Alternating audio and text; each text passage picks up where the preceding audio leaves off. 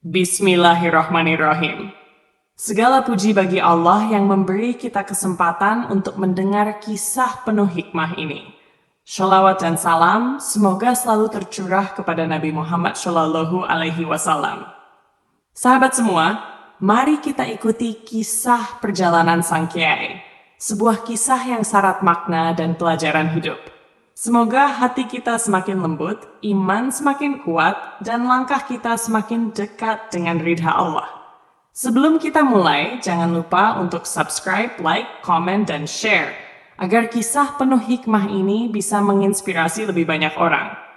Baik, kita lanjutkan. Kisah perjalanan Sang Kiai 7 bagian 1. Aku segera mencari arah tulisan yang menunjukkan mushola dan melakukan sholat jamak dan kosyur. Selesai sholat, setidaknya hati tentram. Aku mengagumi mushola dan rumah makan ini, begitu besar sekali. Tiba-tiba seseorang lelaki setengah baya menghampiriku dan mengucap salam kepadaku. Aku menjawab salamnya. "Mas Ian kan?" tanyanya kepadaku. Aku jelas kaget karena tak pernah merasa kenal dengan orang ini. Apa ini penggemarku lagi? Betapa susahnya kalau jadi orang terkenal macam artis. Kemana-mana tuh tak bebas. Aku mengiyakan. "Ah, sudah saya kira." Wajah lelaki itu sumringah, kemudian menyalamiku. "Bapak siapa?" Tanyaku masih tak mengenali. "Aku Pak Dadang, yang sering ke tempat Kiai. Mungkin Mas Ian tak mengenaliku, tamunya Kiai kan banyak," kata Pak Dadang memperkenalkan diri. Lalu Pak Dadang memanggil pelayan dan membisikinya, dan pelayan itu segera cepat berlalu. Sebelumnya ia membungkuk. Rupanya Pak Dadang dikenal dan dihormati. "Mari ke rumah Mas," kata Pak Dadang yang membuatku heran. "Tapi saya ikut bus malam, Pak. Apa rumah Bapak ini dekat sini?" Tanyaku, takut ditinggal bus. "Itu rumah Bapak di belakang, kelihatan dari sini. Mas Ian singgah aja di sini barang 3-4 hari. Lagian Kiai juga 3 hari lagi mau ke sini, jadi nanti ke Bantengnya bisa bareng." "Oh, Kiai mau ke sini?" Pak Dadang mengangguk.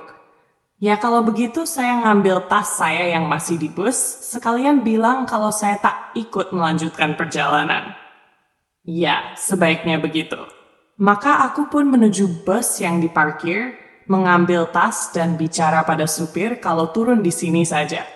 Aku segera menemui Pak Dadang yang masih berdiri di depan mushola, dan dia mengajakku ke rumahnya. Rumah besar mewah yang didomisili marmer dan kayu jati, dipadukan sedemikian artistik. "Mas Ian tidur di kamar ini aja." Suara Pak Dadang mengagetkanku, karena aku sibuk menikmati arsitektur rumah yang dibuat demikian sederhana namun elegan, dengan lemari buffet tinggi menyentuh plafon dan lantai dari marmer yang mengkilap. Aku segera masuk kamar didahului Pak Dadang. Setelah menyuruhku mandi dulu, Pak Dadang pun pergi. Aku segera mencopot baju untuk mandi. Kamar ini luas, kurang lebih 4 meter persegi.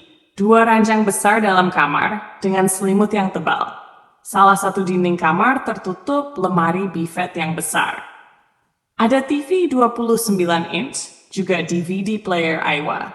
IC yang selalu menyala sehingga udara terasa dingin. Aku segera memasuki kamar mandi yang ada dalam kamar. Bak mandi untuk berendam telah penuh, dan di sampingnya terdapat minuman segar, entah apa namanya.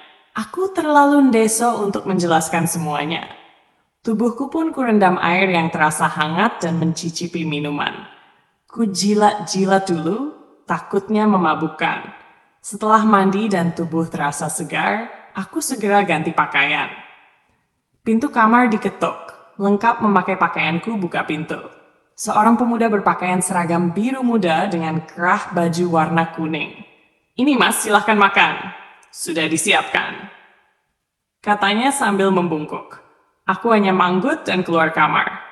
Wah, di depan kamarku, di depan TV di atas tikar yang terbentang, beraneka masakan telah terjajar rapi.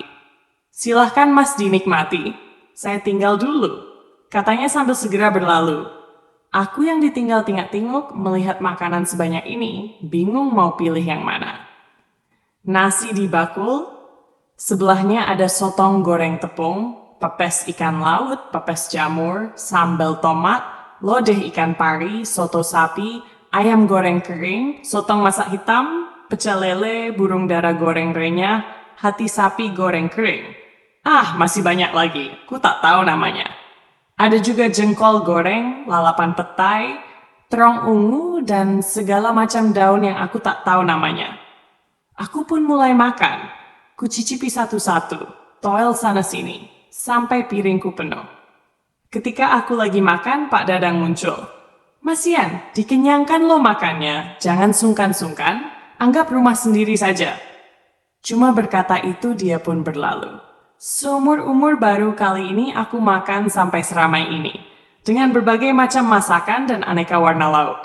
Pertama aku begitu bersemangat karena kecenderungan nafsu semua pengen aku embat. Tapi setelah kupikir-pikir, rasanya tetap itu-itu saja. Kenikmatan semu sebatas tenggorokan, renyah, gurih, asin, pahit, manis, kecut, kenyal, alot, pedas. Membosankan.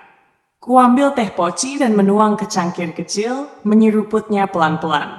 Kuambil hati sapi goreng dan melangkah keluar, kuambil rokok Cisamso filter dan kunyalakan. Aku duduk di undakan emperan depan rumah Pak Dadang. Malam makin larut, tapi mobil yang mengunjungi rumah makan ini makin ramai saja. Khususnya bus malam dari Jakarta ke arah daerah, juga dari daerah ke arah Jakarta. Juga tak sedikit mobil-mobil pribadi. Akhirnya aku tahu rumah makan ini adalah miliknya Pak Dadang. Nama Niki adalah nama pendiri pertama rumah makan di daerah Subang. Sekarang setelah Hatch Niki meninggal, maka rumah makan diteruskan oleh anak dan saudara-saudaranya termasuk Pak Dadang. Itu penjelasan dari pelayan yang melayaniku. Setelah rokok habis 2 batang, aku pun kembali ke kamar dan berangkat tidur. Menunggu Kiai selama 3 hari di rumah Pak Dadang membosankan juga. Ketika Kiai datang 3 hari kemudian, aku teramat bahagia. Aku segera mencium tangannya. Taksimku sebagai murid, seperti biasa. Kiai tidur di pangkuanku dan minta ku pijit kepalanya. Rasa cinta karena Allah sungguh nikmatnya. Aku sangat tahu Kiai sangat mencintaiku sebagaimana aku mencintainya karena Allah.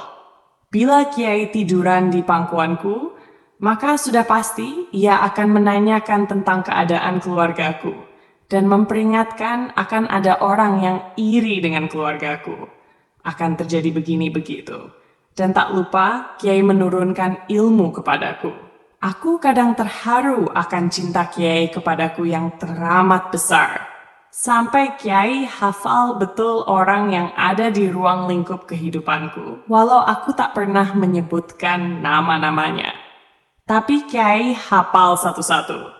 Sebegitu sayangnya Kiai padaku, dimanapun aku bekerja, Kiai pasti menjengukku. Bahkan kadang menungguiku berhari-hari karena tak ingin aku didolimi oleh orang yang memakai jasaku. Pernah Kiai mengatakan padaku, jika ada orang yang memusuhimu, maka akulah yang akan menjadi tameng hidupmu. Maka jangan takut berdiri di atas kebenaran. Mas Ian, kata Kiai yang tiduran di pangkuanku. Sementara beberapa tamu lelaki perempuan mengitari kami. Ada sekitar 9 orang. Iya Kiai, nanti Mas Ian kembali ke pondok dulu ya. Sekalian mampir ke rumah macan, kata Kiai sambil memegang tanganku, mengarahkan supaya memijit arah di atas kedua mata. Macan adalah panggilan santri yang seangkatanku. Asalnya orang rusak, suka mabuk, teler, main perempuan, berantem, jadi raja geng. Tapi kemudian ditobatkan dan menjadi murid Kiai, yang ditugaskan untuk menyadarkan para pemabuk dan preman. Pengikutnya dari para orang-orang yang rusak di daerahnya sudah banyak, walau dalam keadaan tersembunyi. Ada apa, Kiai? Kok saya harus ke tempat macan? Nanti ajak dia ngelakonin gila. Tapi dia tak akan mau. Orang udah rusak seperti itu kok masih duduk hatinya pengen diwah orang. Macan! Macan! Kalau Kiai sudah tahu dia tak mau ngedan, kenapa aku ke rumahnya macan Kiai? Sudah nanti pokoknya ke sana aja. Masih punya uang nggak? Tanya Kiai. Memang begitulah Kiai. Di mana-mana rasanya tak ada seorang Kiai yang berdialog dengan murid santrinya sedetail itu. Kiai tahu uang di sakuku tinggal berapa, tapi dia masih bertanya. Masih kok Kiai? Ini untuk beli rokok. Rokoknya nggak punya kan? Kiai mengangsurkan uang 200-an ribu. Memang rokokku telah habis. Aku ingat kalau di pondok, aku sama sekali tak punya uang dan rokok juga tak ada. Tembakau dari utis juga tak ada. Maka Kiai memanggilku dan memberi rokok. Yang anehnya saat itu kubayangkan walau kadang aku membayangkan rokok yang aneh-aneh, misalkan rokok Cigarillos. Maka kalau Kiai memanggilku akan memberi rokok cerutu Cigarillos.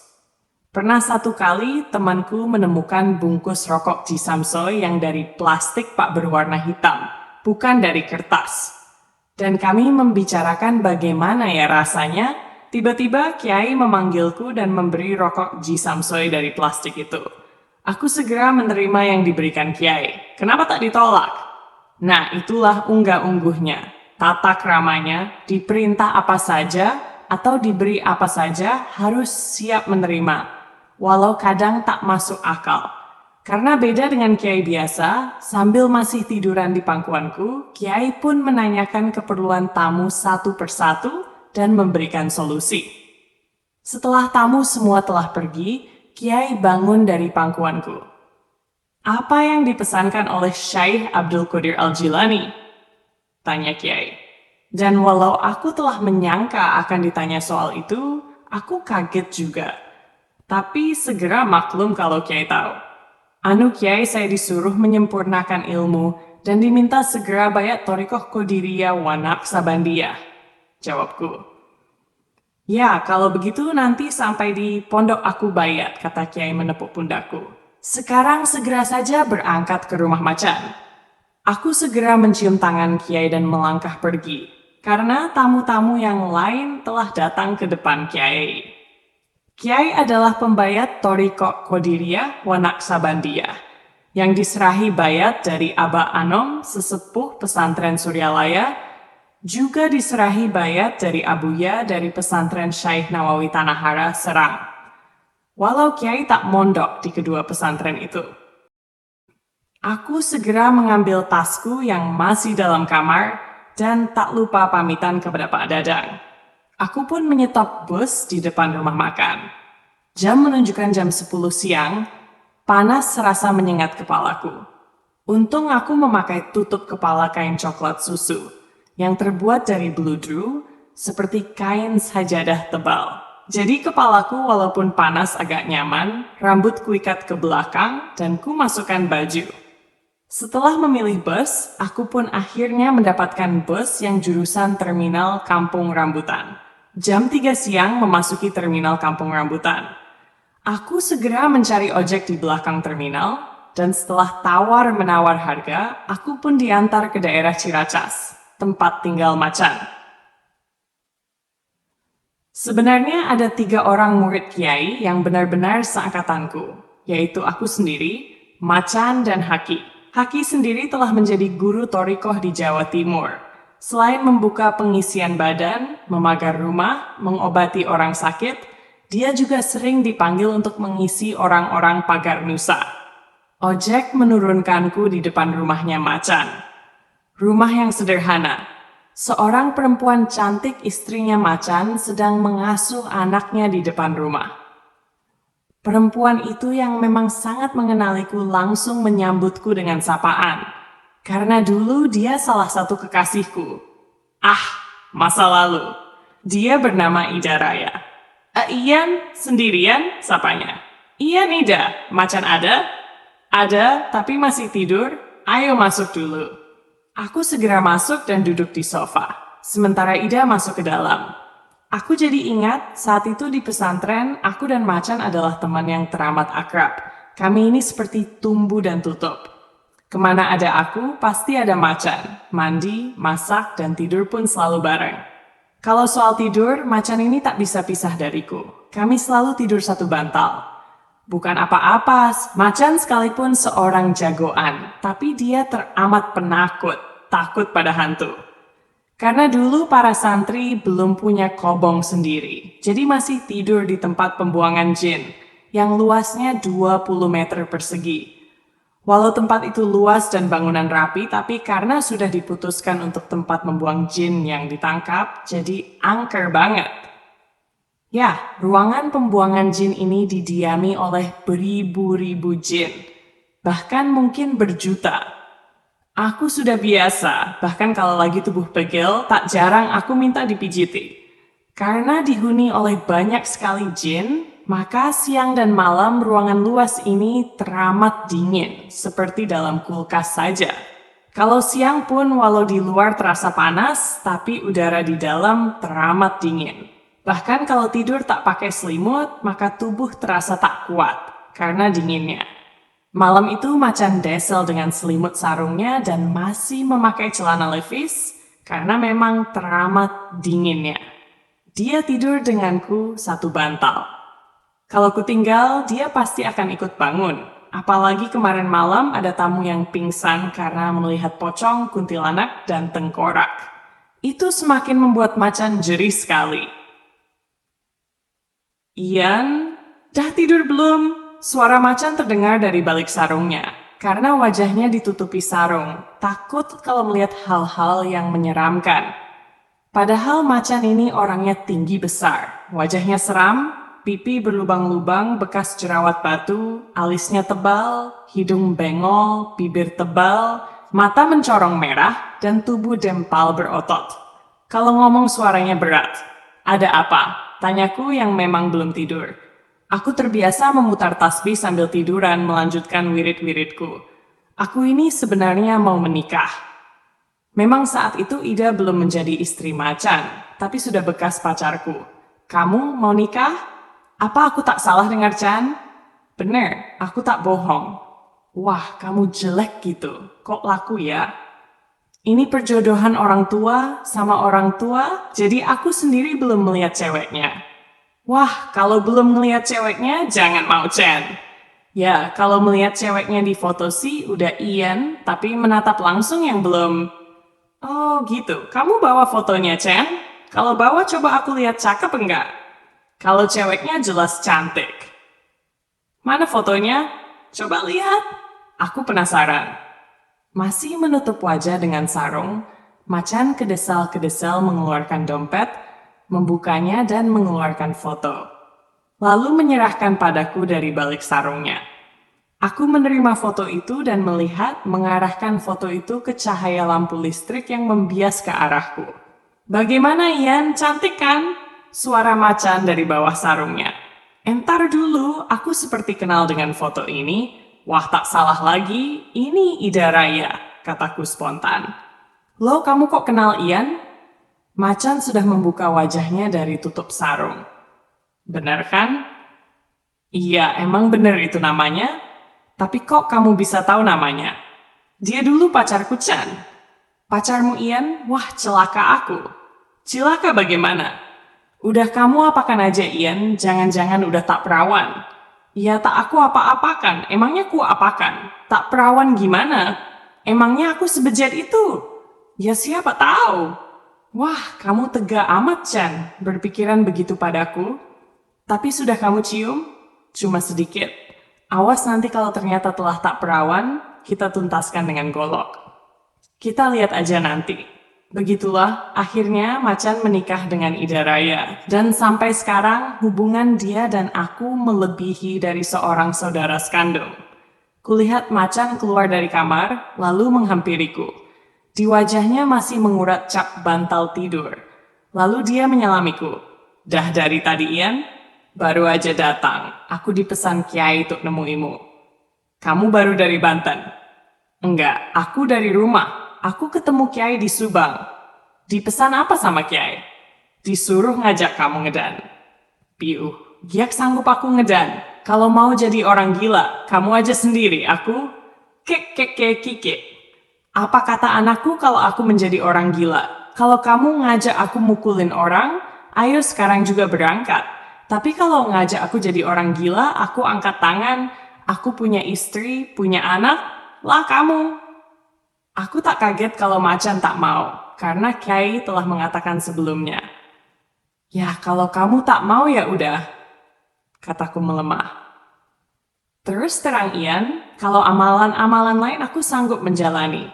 Tapi kalau amalan ngedan, aku tak sanggup Ian. Aku tak sanggup orang mengatakan, wah si macan yang hebat itu sekarang wedan keberatan ilmu. Apa tak malu aku nantinya? Lagian menurutku apa gunanya ngedan itu? Kamu ini bagaimana sih Chan? Waliullah Syekh Abdul Qadir Al-Jailani melakukan, kok kamu menyaksikan gimana kamu? Bukan menyaksikan begitu, aku ini kan bekas orang bujat, tentu tak semengerti kamu. Baiklah, memang Kiai sendiri tak pernah menjelaskan akan manfaatnya, tapi setelah aku membaca kitab manakibnya Syekh Abdul Qadir, aku dapat menarik kesimpulan bahwa laku ngedan itu dilakukan untuk membersihkan hati. Membersihkan hati yang bagaimana Ian, aku ndak mudeng sama sekali. Inilah yang kusuka dari macan, biarpun dia tak mengerti ilmu agama, tapi dia selalu bersemangat kalau diajak ngomong masalah ilmu. Yah, dalam diri orang gila apa sih yang perlu disombongkan, dibanggakan, diiri, didengki, dipuja? Tak ada orang yang melihat orang gila, lalu bilang orang gila itu hebat.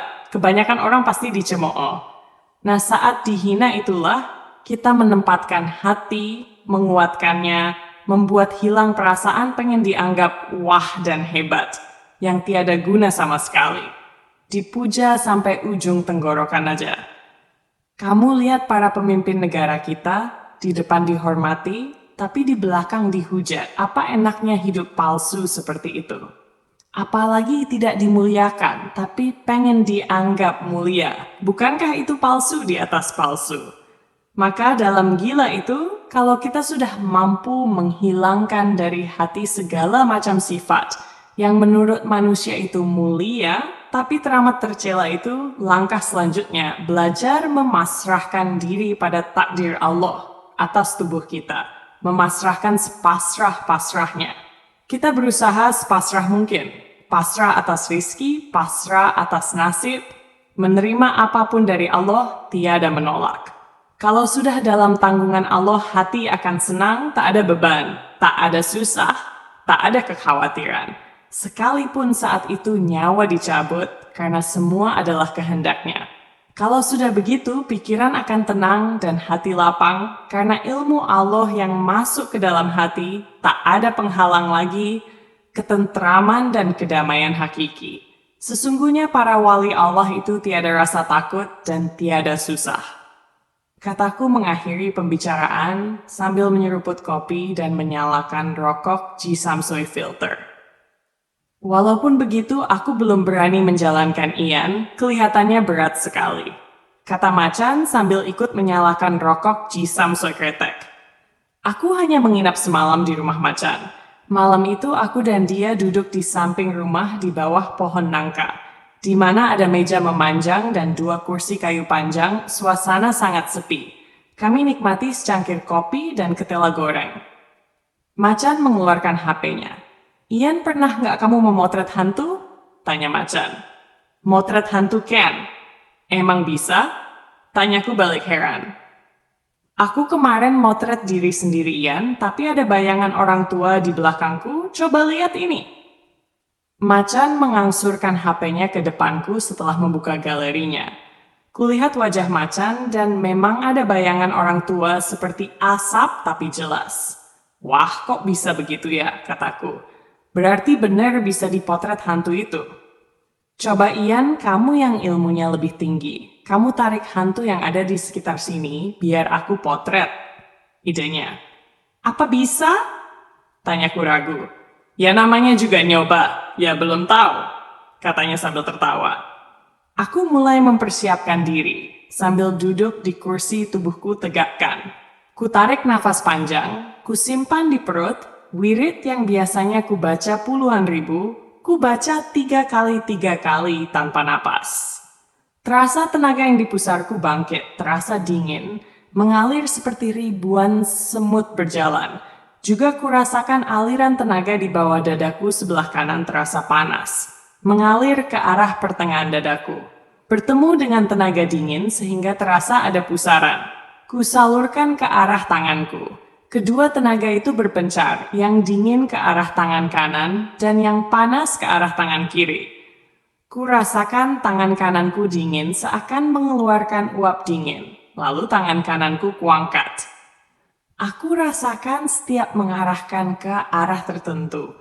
Ada getaran halus, seperti getaran kalau tubuh sedang merinding, atau terasa seperti jutaan semut, atau terasa tapak tangan menebal. Setelah yakin, aku konsentrasikan. Tapak tanganku seakan menyedot sesuatu, menahan dengan tapak kiriku. Tiba-tiba angin keras menerpa kami dari segala penjuru, sampai baju yang kukenakan dan yang dikenakan macan berkibaran, dan beberapa daun nangka berguguran, hampir menimpa kami. Ini Chan. Kamu foto di depan, sudah berkumpul. Macan segera menjepretkan ngawur saja ke depanku, beberapa kali. Sudah cukup, katanya karena takut, dan memang aku sendiri teramat merinding. Kuhempaskan tanganku ke depan. Kembali angin bertiup, tapi kali ini seperti meninggalkan kami. Aku mengusap keringat yang membasahi pelipisku, kemudian menyeruput kopi yang tinggal sedikit, karena tenggorokanku terasa kering. Kuambil sebatang Jisamsu filter dan menyalakan. Gimana, Chan? Berhasil? Tanyaku yang melihat dia memutar-mutar galeri. Wah, menakjubkan sekali. Tak akan percaya kalau tidak mengalami sendiri. Dia menunjukkan gambar yang diperolehnya. Memang kulihat gambar-gambar yang menyeramkan. Kulihat ada 6 gambar dalam satu pemotretan. Dan diulang-ulang pemotretan gambar itu sama, tapi susunannya yang berubah-ubah. 6 gambar menyeramkan. Satu adalah kakek yang juga ada di belakang macan. Wajahnya teramat tua, karena kerutan-kerutannya, kumis dan jenggotnya memanjang sampai ke dada dan berwarna putih. Juga alisnya memanjang sampai ke pipi, matanya merah, mencorong marah.